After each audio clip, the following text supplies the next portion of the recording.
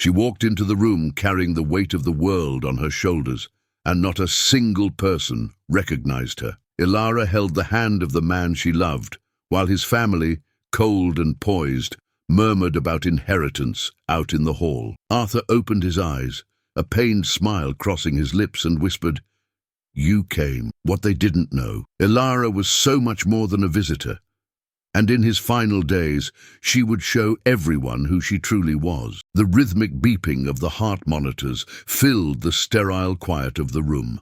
The scent of antiseptic alcohol mingled with the expensive perfume of the visitors, creating a cruel, jarring contrast. Arthur Sterling, one of the nation's wealthiest men, lay in a specialized bed, surrounded by state-of-the-art medical equipment and the calculating stares of a family that only understood power, not goodbyes. Ilara sat to the right of the bed, dressed in simple elegance. Her hair was pulled back, her face etched with exhaustion. She hadn't eaten in hours, she hadn't slept in days. But there she was, unwavering, holding the hand of the man who, for 8 years, had loved her in secret.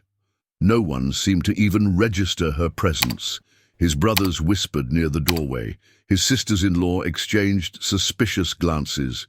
To all of them, she was merely a caregiver, an acquaintance, a shadow, until the door swung open and Harrison Sterling strode in. The eldest brother, the unofficial heir, the man who made decisions without consulting anyone. He stopped short when he saw her. "Who are you?" The voice was sharp, cutting through the air. Ilara kept her gaze fixed on Arthur, hoping he would be the one to answer. "I think it's best if you leave," Harrison insisted, his voice rising. "This is a private family matter." With a surge of effort, Arthur opened his eyes. His hand squeezed hers with surprising strength. "She is my wife, Harrison," he said, his voice hoarse but clear. "The mother of my child." A profound silence descended upon the room. Harrison took a step back as if struck by an invisible force. Ilara took a deep breath. For the first time in years, she felt seen, but in that very instant, the unthinkable happened. Ilara Vance never needed anyone else's last name to command respect. She had built her life step by step with her own 2 hands since she was 17. When she left home with a backpack, a resume, and a notebook filled with dreams. She had a gift for organization, a keen ear for listening, and a sense of calm that money couldn't buy. That's how she broke into the world of high-end event planning, first serving coffee in green rooms, then coordinating entire teams, until she was the name behind the biggest luxury brand launches in New York and Los Angeles. But despite mingling at millionaire-packed galas, Ilara was never fooled by the superficial glitter of the spotlight. She watched everything with an observant eye. She saw how the wealthy looked at each other, how they dressed, how they avoided anyone who didn't wear the right watch or have the right skin color. And that was precisely why she never expected a man like Arthur Sterling to ever approach her. It was at a charity gala. She was checking the lighting on a grand staircase when a voice came from behind her. "Everything is perfect, but you already know that, don't you?" Ilara turned to meet a gaze that was firm, elegant, and accustomed to giving orders and receiving whatever it wanted without asking twice. "It's meeting expectations," she replied curtly, turning back to her work. Most women would have smiled, he must have thought. Most would have started a conversation, but she just carried on, indifferent. And that was exactly what captivated him. In the following days, he showed up at 2 more of her events. He made donations, he created excuses, and one night, with disarming simplicity, he asked her to dinner. She said no. On the 3rd try, she accepted. From that dinner, a secret relationship was born, built on discreet trips, weekends in quiet coastal towns, and promises exchanged in whispers. Arthur was gentle, cultured, and funny. When he wasn't surrounded by executives and reporters, he revealed a more fragile man, filled with self-doubt. The marriage proposal came on a deserted beach with an emerald ring. But along with the proposal came a condition. "If you say yes, we have to keep this between us, for now." Ilara thought for a long time. She didn't want to live her life as a secret, but she also didn't want to lose the only man who saw more in her than a pretty face or a flawless resume. She accepted, on one condition: 5 years of silence. After that, the truth had to come out, and for a while, she believed that deadline would be honored. Ilara thought she could endure living in the shadows for a time. After all, she had Arthur. She had the kind of love many women spend their entire lives searching for. But as the years passed, she realized that loving in secret wasn't loving less. It was suffering in silence. The private dinners were beautiful. The secret getaways were too. But none of those memories could be framed and placed on a mantle. None could be shared with her family. She kept everything in hidden files on her computer, in a password-protected email, as if her love was something illicit, dangerous, forbidden. In the beginning, she let herself be swayed by his well-intentioned excuses.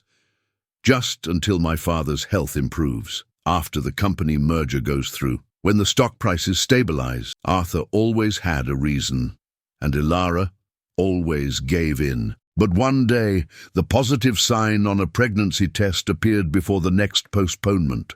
She looked in the mirror and placed a hand on her still flat stomach. There, in the silence of the bathroom in the apartment they used as their refuge, she felt her world spin on its axis. Arthur arrived later that day. When she told him, he held her so tightly she almost believed everything would finally change. "A girl," he said, laughing and crying at the same time. "She'll have your eyes. And my last name." She smiled, but deep down, she knew it wasn't enough to carry a hidden surname on a secret document. Their daughter, to be named Chloe, deserved more. She deserved to see her parents sitting together in the audience at her school plays. She deserved a recognized birth certificate. She deserved to visit her grandparents' house, even if they were cold, elitist, or worse, because no child should grow up feeling like a secret. And above all, Ilara wanted something she never had: to belong. To belong to a home, to a history, to a name. She grew up hearing she was the daughter of a single mother, with no father listed on her birth certificate, raised by a loving grandmother who woke before dawn to bake pastries for the local diner just to pay for her schooling.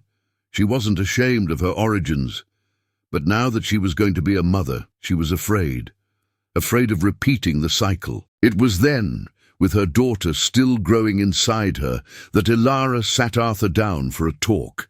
They sat on the balcony of their seaside refuge, where they spent weekends away from the world. "We have a promise," she reminded him. 5 years. After that, you would acknowledge our family publicly." He held her hand.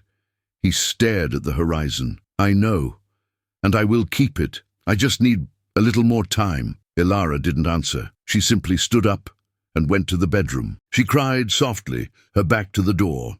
She knew he loved her, but she also knew his fears spoke louder. Time passed. Chloe was born on a rainy night, with her father's eyes and her mother's features, a sweet, curious child with a way of hugging that could make anyone forget the world. Arthur was there for the birth. He cried like never before. "She's perfect," he said, holding his daughter. In that moment, Ilara wanted to believe everything would change, but it didn't. At 1 month old, Chloe had a room in the secret apartment. At 1 year old, she knew every hiding spot in the beach house, but not a single photo of her adorned the Sterling family mansion. Not one. Ilara began to accumulate her pain in silence. Every time she saw children with both parents at a school party, every birthday celebrated in secret, every smile that couldn't be shared online. Her greatest desire was no longer just to be acknowledged. It was to ensure her daughter wouldn't be erased from a history that was also hers. And that desire grew louder each day, like a scream caught in her throat. Chloe turned 4 without ever having seen the house where her father grew up. She never played with her cousins. She never got a call from her aunts or uncles. She never received a gift from a grandparent. Ilara knew what that meant. The time Arthur swore he needed had turned to dust on the calendar. And still, the subject was avoided like an open wound. "Just one more quarter," he'd say. "The board is unstable. My brother Harrison is putting on pressure.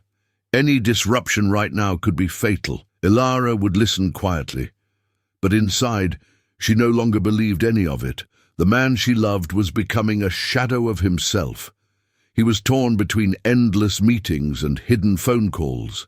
He always seemed tense. He'd glance at his phone as if awaiting a death sentence. And then the diagnosis came. It was on an ordinary morning. Arthur arrived earlier than usual, his eyes swollen. He sat on the sofa without saying a word.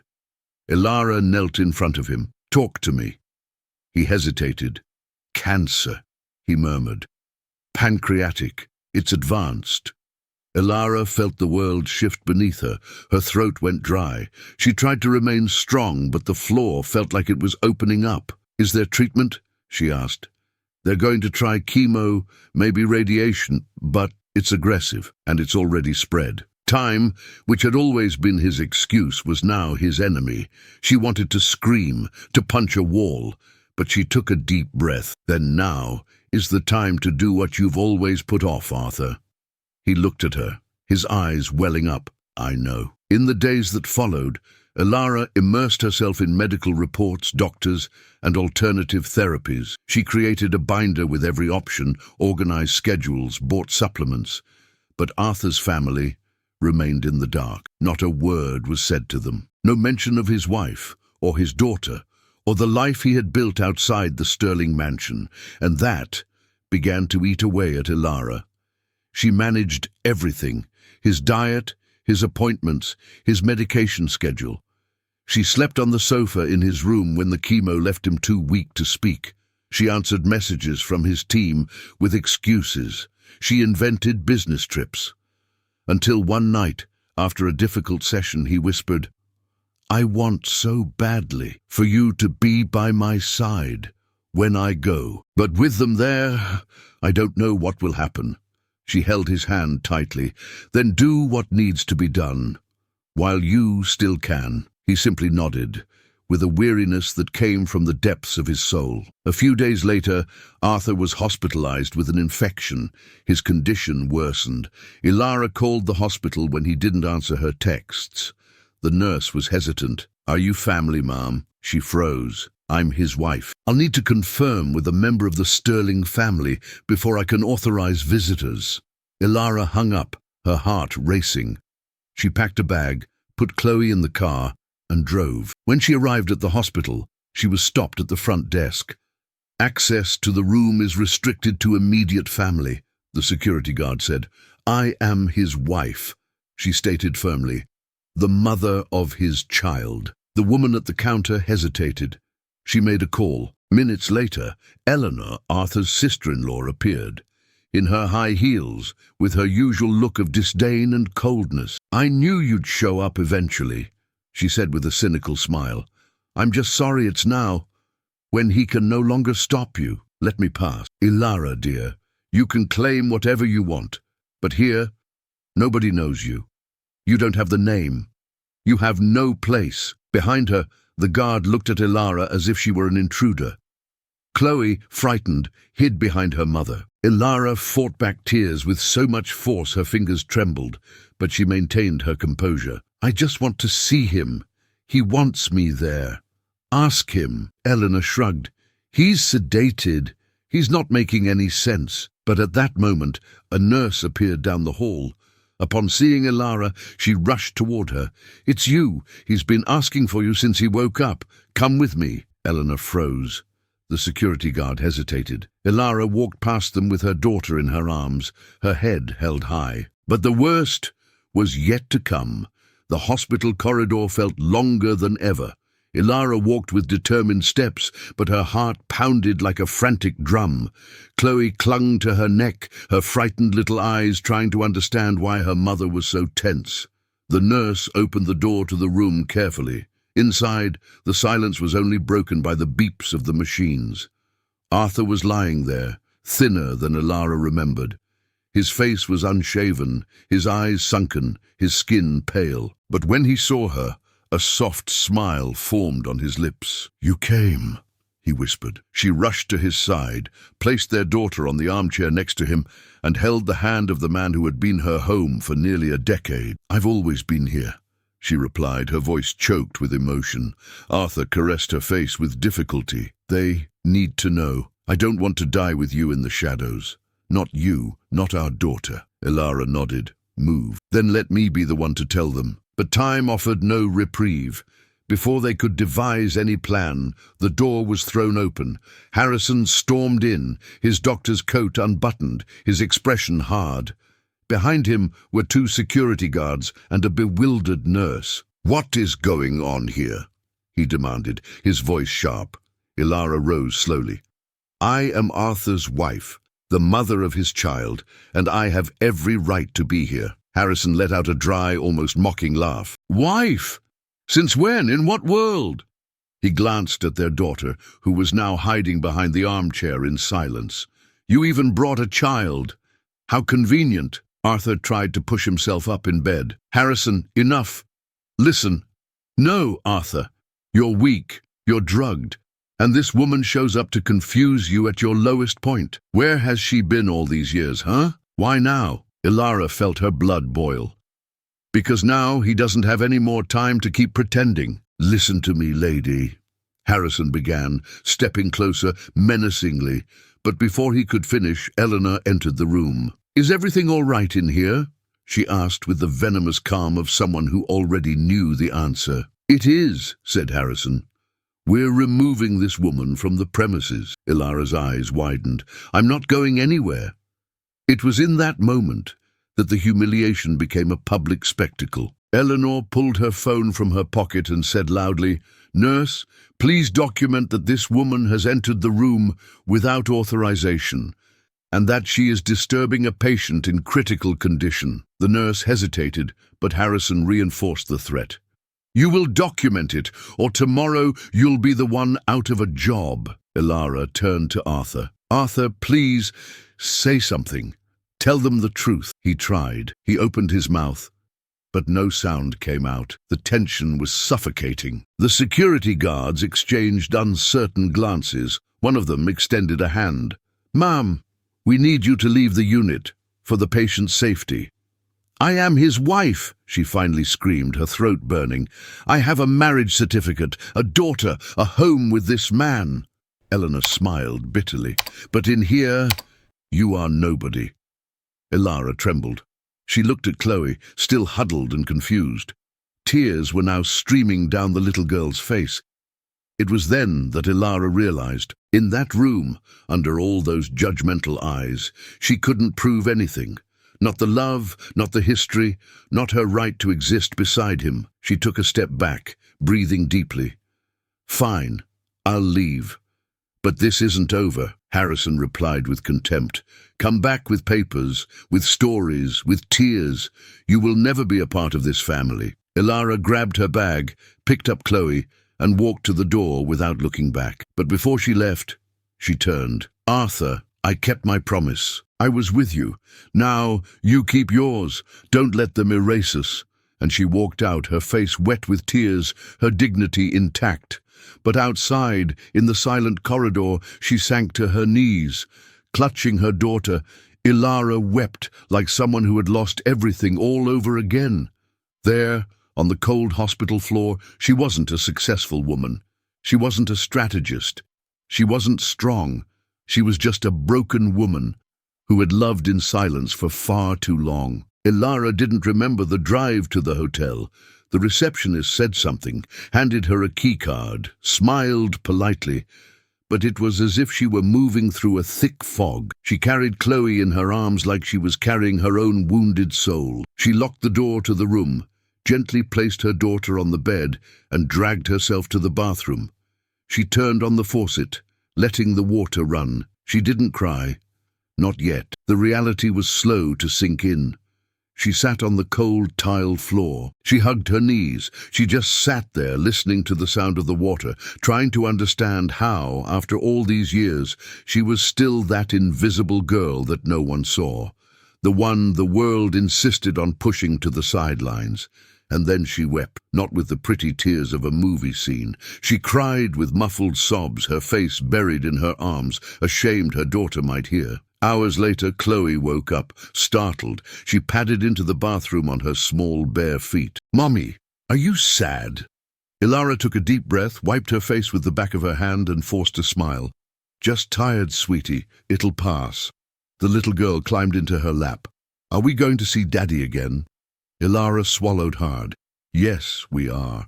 Daddy loves you so much, and he asked us to stay close, okay?" Chloe nodded, with the innocence of someone who still believes love is enough. That night, Ilara wrote a letter to herself. "If I ever doubt who I am, I will remember today. The cold floor, the look in my daughter's eyes, and the certainty that the truth cannot be silenced forever." The next day, she returned to the hospital. This time, she wasn't stopped. The nurse recognized her and simply nodded in silent acknowledgement. She entered the room quietly. Arthur was sleeping. His features were more fragile. There was an air of irreversibility about his body. She sat beside him, took his hand. She just stayed there, in silence, just like in the old days. He woke up minutes later. "Did they make you leave?" he asked in a weak voice. "They tried, but I came back." His eyes shone with relief. "I should have done everything differently," he murmured. Ilara smiled sadly. "There's still time to do something." Arthur looked at her, his gaze intense. "Promise me you'll be there for the reading of the will." "You still have time, Arthur. You can talk to them. You can stand up to them." "I won't have the strength, but what's written is guaranteed." Ilara hesitated. "Even if they contest it, they'll try. But my lawyer has everything, our certificate, Chloe's birth certificate, the accounts, the properties. They won't be able to erase you. You should have told them while you were alive." He squeezed her hand. "I was a coward. But I loved you both with everything I had." Ilara rested her head on his chest. "I know. I just hope that's enough." The following week, Arthur was transferred to the family home, the very same mansion Ilara had never set foot in. The medical reason was clear: palliative care. The doctors were no longer talking about months. They were talking about weeks. It was he who called her, his voice trembling. "I want you to come. I want you to bring Chloe. I need to see you here. I need to feel that I didn't hide you until the very end." Ilara hesitated. She looked at her daughter playing with dolls in their hotel room. "Are you sure? I have the certainty I lacked for years. Now I have it." On the day of the visit, she put on a modest dress, carefully pinned her hair, and applied lipstick with trembling hands. Chloe wore blue overalls, a ribbon in her hair, and clutched a drawing to give to her father. When they arrived at the mansion, the gates seemed larger than in any photograph. The intercom crackled with an impersonal voice. "Name, Ilara Vance. Arthur is expecting me." There was a pause. Then the metallic sound of the gates opening. It was like crossing an invisible border. The mansion was cold, immaculate, filled with marble and emptiness. A butler led them to the bedroom.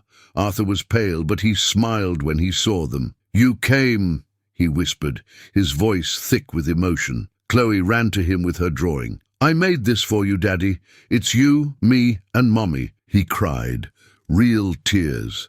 "It's the most beautiful thing anyone has ever given me." Ilara stood by the bed in silence, watching the moment. She wanted to bottle it up and keep it forever, but time, as always, would return to collect its debt. Later, while Chloe slept in an armchair and Ilara rested beside Arthur, a muffled conversation from outside caught her attention. "She can't stay here," it was Harrison's voice. "We'll deal with this tomorrow." "Ma, there's already a lawyer involved," Eleanor murmured. "We need to be quick before she latches onto the name and puts down roots." Ilara pressed her ear to the door, feeling that old familiar tightness in her chest. It was always like this. Just when she thought she'd found a space, the world reminded her to get back in the place she was never allowed to leave. She just didn't know that someone was about to change everything. Have you ever felt that even when you love someone with all your heart, you were still treated as if you didn't belong? Have you ever had to swallow your tears just to protect someone you love? If you've been through that, Just comment one word below. Yes, it's just so I know you've been invisible too. But that, just like Ilara, you're still here, fighting. That morning, the house was too quiet. Ilara woke up before Chloe. She had slept in an uncomfortable armchair next to Arthur's bed. He'd spent the night drifting between moments of consciousness and feverish delirium. His breathing was different now, slower, more labored. She knew what that meant. She left the room to get some coffee and tried to pull herself together before her daughter woke up. She walked down the mansion's grand staircase, feeling the stares of the staff. Some looked away. Others stared for too long. Gossip and contempt hung in the air.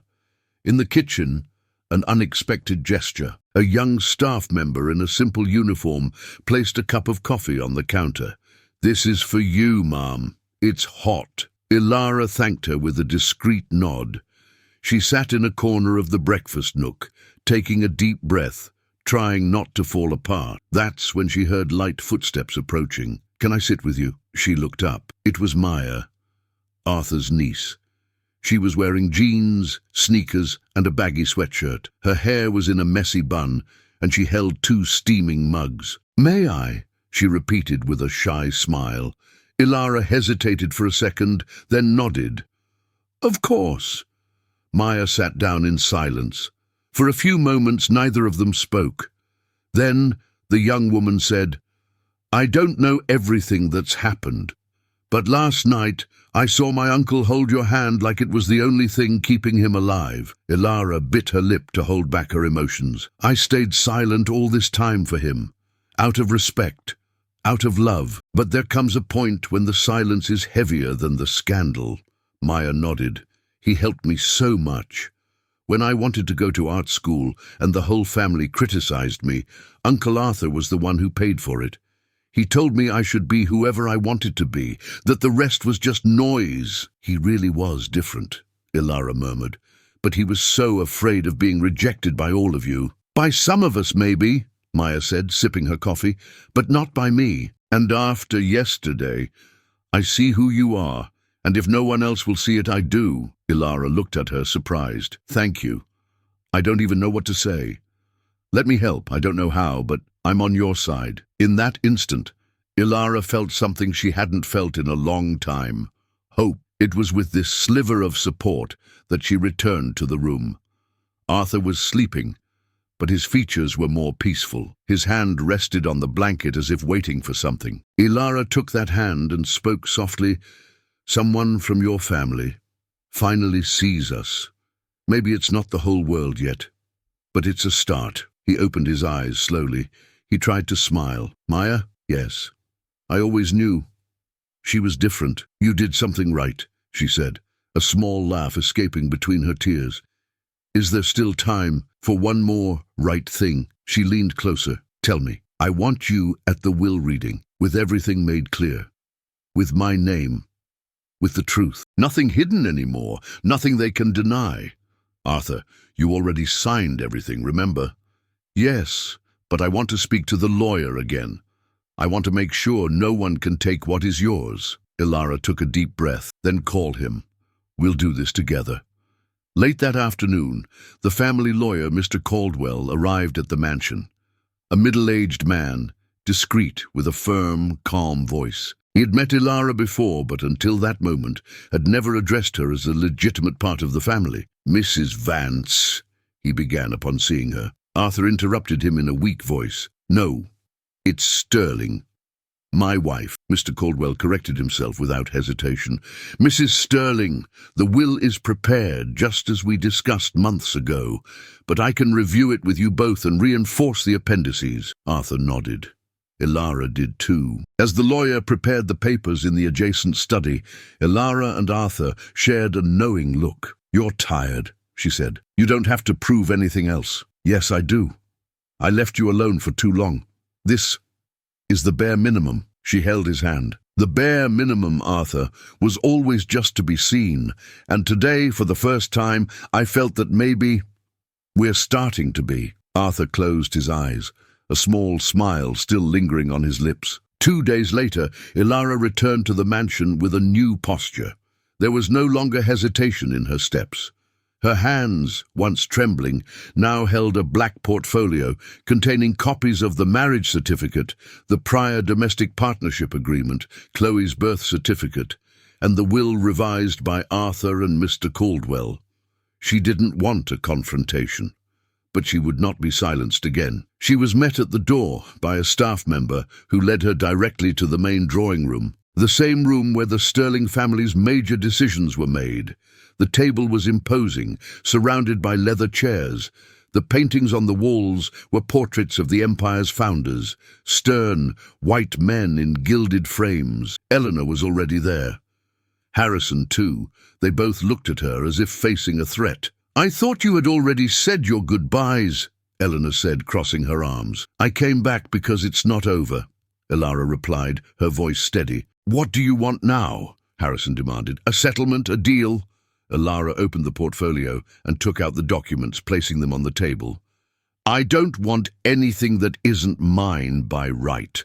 And by right, I am Arthur's legal wife, and Chloe is his legitimate heir." Eleanor laughed, but it was a weak laugh. Arthur was sick. You could have forced him to sign anything in his final days. Before Elara could respond, a voice came from the hallway. "That's not true. I was there. I saw it." Maya entered with decisive steps. She carried a similar portfolio. The will was drafted months ago, before his health deteriorated, and it was notarized with 3 witnesses and a public official. She placed an envelope on the table. "Besides, he left a letter, for you, Harrison, and another for you, Eleanor." The 2 siblings exchanged surprised looks. "Where did you get this?" Harrison asked. "From the lawyer. He gave it to me because he knew you would try to bury the truth." Eleanor picked up the envelope suspiciously but didn't open it. She preferred to launch another provocation. "Even if all of this is true, this is a business, a name, a legacy. Do you really think anyone will accept a woman no one knows, a child outside the family lineage, as representatives of the Sterling family?" Elara walked to the window. She looked out at the immense garden, the pruned trees, the marble fountain. "I don't need them to accept it, only to respect it, and above all, to stop acting as if our existence is a mistake." She turned back to them firmly. "If you try to erase us from the papers, I will talk to the press. If you try to challenge the will, the courts will handle it. But what I will no longer accept is the silence." Harrison clenched his fists. "You're starting a war, Elara." She met his gaze. "I didn't start it. I was thrown into it. And now I'm fighting back." With that, she gathered her papers, turned her back, and walked out of the room without another word. That night, Elara returned to the hospital. Arthur had been readmitted for end-of-life care. His condition had worsened. She arrived at the room to find him unconscious, his breathing faint. She sat by the bed with Chloe in her lap. The child rested her head on her father's chest, not understanding the gravity of the scene. "We're here, my love," Elara said softly. "Be at peace." The monitors beeped rhythmically. The world seemed suspended. She looked at her daughter and whispered, "You will grow up knowing who you are, where you came from, and that your father loved you, despite all his fears." The next morning, the doctors gave them the news. It was a matter of hours. The Sterling family gathered at the hospital. For the first time, Elara was not stopped. No one dared to prevent her now. She stayed by Arthur's side, holding his hand until the very end. When he passed, the room fell silent. A silence that was no longer one of oppression, it was one of respect. Harrison and Eleanor were the first to leave. Maya hugged her in silence. Chloe slept in Elara's arms, unaware that her world had just changed forever. And it was on that very day, before the still warm body of Arthur Sterling, that Elara made a decision. She would go to the funeral. She would go before everyone. She would go with her daughter and with her name. But the decision she would make, there would be no turning back from. The funeral for Arthur Sterling was announced for Saturday morning to be held at the Sterling Corporation headquarters, in a hall reserved for high society events.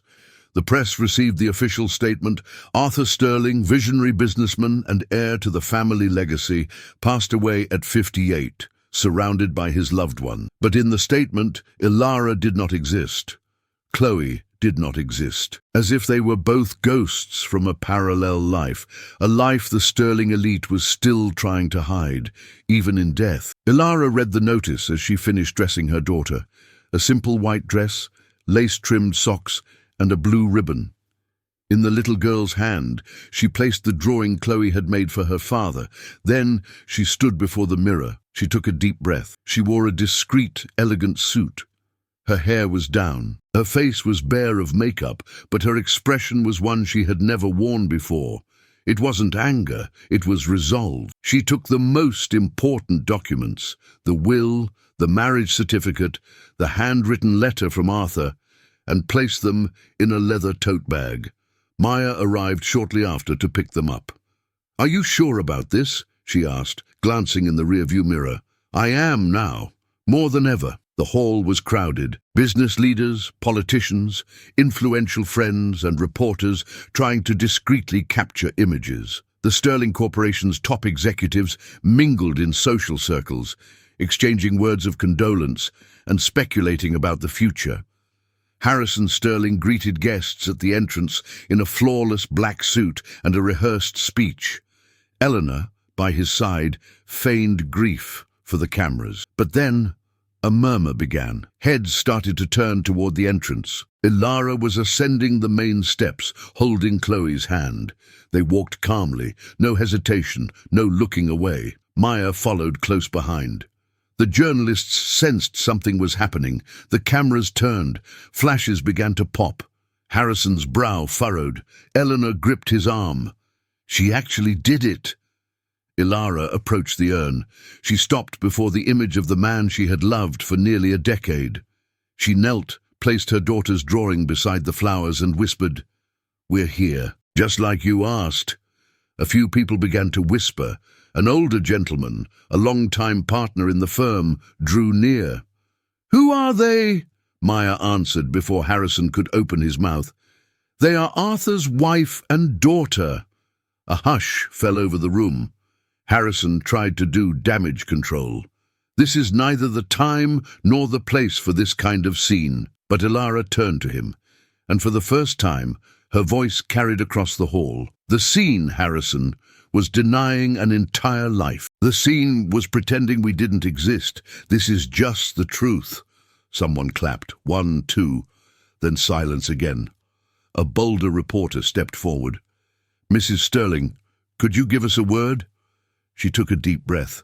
"For years I was the woman behind the silence, the woman who loved without being able to show it, who raised a daughter in hiding to protect the name of a family that never wanted us.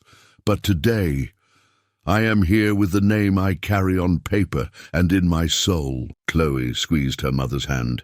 "I am Arthur Sterling's daughter, and this is his granddaughter, by blood, by love, by truth. Whether you like it or not." The buzz grew into a roar of murmurs. Cameras were rolling, voices were taking notes. Harrison moved closer, whispering, "You're destroying everything." Ilara looked him in the eye. "No, I'm starting over. What's been destroyed is the lie." She walked to the dais set up for the final remarks. Someone tried to stop her. Maya intervened. And then, without waiting for permission, Ilara took the microphone. The camera lights illuminated her face. "I didn't prepare a speech," she began, "but I lived a story." She looked at the closed casket before her.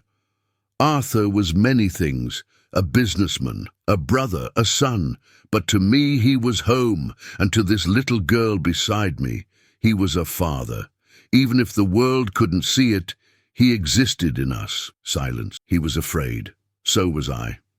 But before he left, he asked us to be seen. He asked for our story not to die with him, and today, that's what I'm doing." She looked out at the audience. "Not for revenge, but for justice.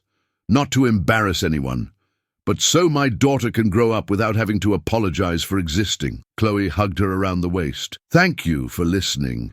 And if anyone here has the courage to look at us and say this isn't family, let them say it now." but say it while looking into this child's eyes." The hall remained silent, not a single objection. Maya approached with an envelope. "This is the will, signed, notarized, registered. Ilara and Chloe are legally included, and anyone who tries to deny it will answer for it in court." Harrison lowered his eyes. Eleanor slipped out of the hall. Ilara stepped down from the pulpit. She went to the casket, touched it one last time. "Now you can rest, Arthur, because I am standing tall." And with that, she walked out of the hall with her daughter by the hand, moving through the crowded corridors as someone who was finally walking in her own story. The day after the funeral, the Sterling name was in every headline. "Wife and daughter of Arthur Sterling make surprise appearance at funeral, refute official narrative." A decade-long secret. Hidden heirs to the Sterling empire emerge. Will reveals new power structure at Sterling Holdings. Ilara woke to her phone, buzzing non-stop. Unknown numbers, messages from journalists, social media notifications. For years, she had lived in anonymity to protect a family that wouldn't accept her. Now she was the center of national attention. But unlike what she had imagined, the avalanche didn't bring pain. It brought relief. The truth, finally, had a name. It had a face. It had a voice. Maya called early. "The video of your speech is going viral. Millions of views. People are saying they've never been so moved at a funeral." Ilara smiled, surprised. "I just spoke from the heart. And that's why it worked. The corporate board is putting pressure on Harrison. The shareholders want a meeting with you." "With me?" "You're named in the will as the trustee of the fund created for your daughter and as an advisory board member. That gives you access and a voice." Ilara was silent for a few seconds. "Do you think they'll listen to me? They don't have a choice. And honestly, I think many of them want to. But not all of them."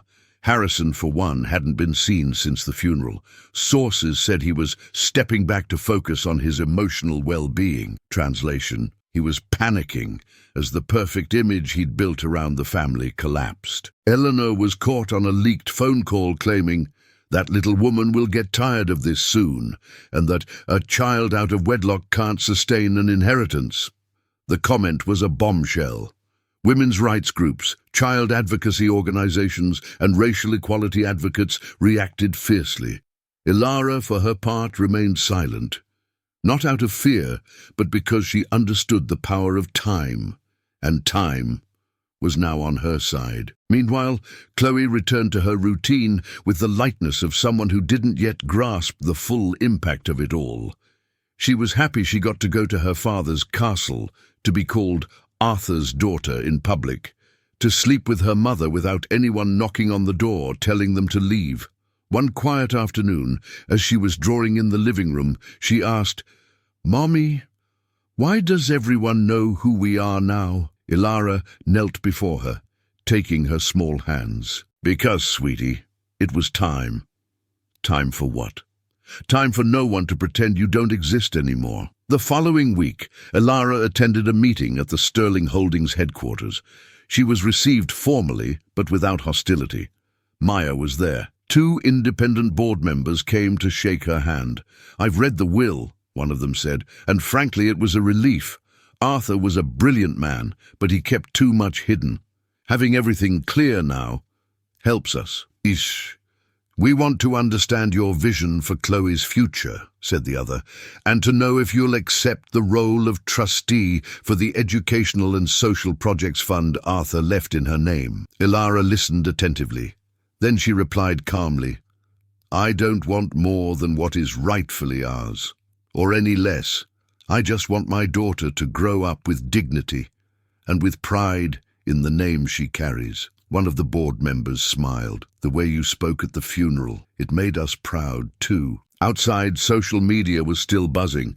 Thousands of women were sharing their own stories, secret relationships, denied children, hidden loves. Ilara had become a symbol of something much larger. It wasn't about money. It was about visibility, about justice. On TV, analysts discussed Ilara's actions with respect. She didn't arrive shouting. She arrived with the truth, and that changes everything. That week was a watershed moment. The sterling name, once a symbol of mere wealth, now also bore the mark of a woman who had the courage to step out of the shadows. Beatrice, facing the negative backlash, vanished from the public eye, citing grief and emotional fatigue. Internally, it was known she was being pressured to resign her board seat. Harrison attempted to file a lawsuit to contest the will, but it was quickly dismissed due to lack of evidence and the clarity of the legal documents. The market viewed his attempt as tasteless and desperate. His reputation crumbled. Ilara, on the other hand, was invited to speak at women's leadership events, talk shows, and panels on corporate diversity. She declined most of them. She preferred her privacy, but she accepted one interview. "Why did you decide to speak out now?" the journalist asked. "Because my daughter needs to grow up knowing her love doesn't have to hide." "And what would you say to other women still living in the shadows?"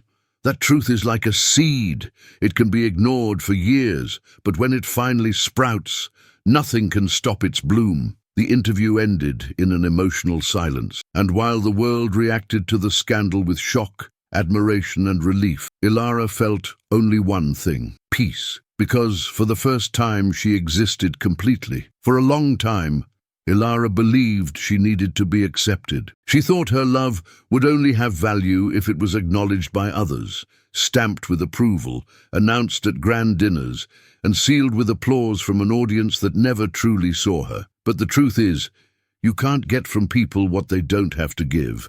The Sterling family didn't reject her for lack of proof or questions of character. The rejection came because, for them, a love that doesn't fit in the storefront window is worthless. But Ilara learned. She learned it the hard way. She understood she didn't need to be let in through a door that had always been locked. She could build her own entrance, with her daughter by her side and the memory of Arthur in her heart. Theirs wasn't a weak love. It was a frightened love. But even with fear, they built something real, something that withstood silence, distance, and even death. And in the end, it wasn't the Sterling name that gave Ilara value. It was Ilara who gave that name humanity. She showed that it isn't blue blood that defines a family. It's not the portraits on the wall or the formal dinners. Family is who is by your side when the fever hits, who holds your hand when the world falls apart, who faces humiliation and still chooses to love. Chloe will grow up hearing her parents' story, not as a tale of scandal, but as a story of courage. And when people ask who Arthur Sterling was, she won't mention his business deals. She will remember the father who held her hand in the hospital, the father who, even when he was sick, found the strength to acknowledge his truth. And she will say with pride, "My father was a man who loved my mother until the very end." In the months that followed, many things changed. The first change came with a new name on the foundation Arthur had created: the Chloe Sterling Institute, dedicated to educational and support projects for children who, like her, were born outside of elite expectations, but not outside of love. Ilara took her seat on the Institute's board with quiet purpose. She didn't become a celebrity. She didn't seek a spotlight, but she became a voice of conscience in meetings once reserved for names that had never stepped outside marble halls. Melissa became the main bridge between the new generation of Sterlings and the real world. She broke ties with her aunt and uncle, donated part of her inheritance to the Institute, and wrote a viral article titled, "When Truth is a Black, Invisible Woman and Wins Anyway." Beatrice withdrew from everything. Slowly, she lost her influence, her credibility, and the support of even her oldest allies. There was no scandal, no lawsuit, just the silence. The same silence she had once forced upon Ilara. Dante tried to maintain control of the empire, but without his former political clout, he was removed from the executive board. He remained rich, of course, but without the throne he believed was his forever. And Ilara? She continued to live with Chloe in a simple apartment overlooking a park. She preferred the sound of the trees to the echo of the mansion's cold hallways. She never used the Sterling name to show off. She used it to protect. She protected her daughter. She protected the memory of the man she loved. She protected herself. Chloe grew up with questions, many of them, but she also grew up with answers. Mom, why don't we live in that big house? Because our home is where we can breathe peacefully, sweetie. And that is how Ilara rebuilt her life, without needing to prove anything more, without needing to ask permission to exist, just by being who she had always been, whole, quietly strong, and now visible. If this story touched you in any way, please leave a like. It really helps us share stories like Ilara's with more people. Let me know in the comments what city you're watching from. I love seeing how far these stories travel. And if you believe in the power of truth, courage, and love that endures through silence, subscribe to the channel. There are many more powerful stories coming your way. Now, pick one of the stories I've left on the screen and join me for the next video.